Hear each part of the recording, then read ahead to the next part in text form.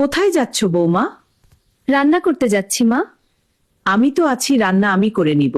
এই অবস্থা তোমার কোনো কাজ করতে হবে না আর। গোসল করে তোমার কাপড় চোপড়গুলো গোসলখানায় রেখে দিব, আমি ধুয়ে দিব। এই অবস্থায় তুমি একদম নিচে বসে কাপড় ধুতে যাবা না। আচ্ছা মা। মা, ওকে এত মাথায় তুলো না, পরে কিন্তু কিছুই করতে চাইবে না। তুই বেশি বুঝিস না, এই সময়টা সবচেয়ে কঠিন। ও শুধু আমার বউ না, আমার মেয়ে। ওর খেয়াল রাখা আমার দায়িত্ব। এই ঘুমা মা, আমি আছি পাশে, কিছু দরকার হলে আমাকে ডাকবি। আপনি না থাকলে আমি এতটা সাহস পেতাম না। নিজের মায়ের থেকেও বেশি আগলে রাখেন। তুই এখন শুধু বিশ্রাম নে, বাচ্চাটার সব দায়িত্ব আমার।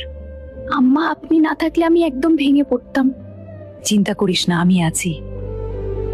নিচে বোমা বাবু কি ঘুমাইছে নাকি?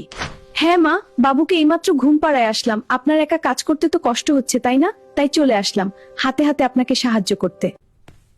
না না, তোমার কোনো কাজ করতে হবে না। তুমি তাড়াতাড়ি গোসল শেষ করে এসে বাবুর পাশে গিয়ে একটু ঘুমাও। ও তো সারা রাত তোমাকে ঘুমাতে দেয় না, আমি এদিকে সব করে নেব।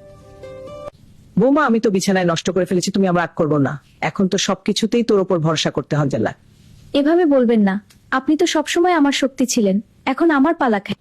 আপনি অসুস্থ মানুষ, বিছানা না হয় একটু নষ্ট করে ফেলেছেন, তাতে কি হয়েছে? বিছানা চলেন, আগে আপনাকে গোসল করিয়ে দিই, তারপরে বিছানা পরিষ্কার করে দাও। বরং আমাকে এত সুন্দর করে পরিষ্কার করে দাও। ভাগ্য করে আমি তোমার মতো একটা বৌমা পেয়েছি। বিছানা সারাদিনে কতবার যে নোংরা করি, তাও তুমি একবারও রাগ করো না, বরং আমাকে এত সুন্দর করে পরিষ্কার করে দাওছি। বিয়ের পর থেকে গর্ভাবস্থা পর্যন্ত আপনি আমাকে যা যা দিয়েছেন তার দ্বিগুণ আমি আপনাকে ফেরত দেওয়ার চেষ্টা করছি মা।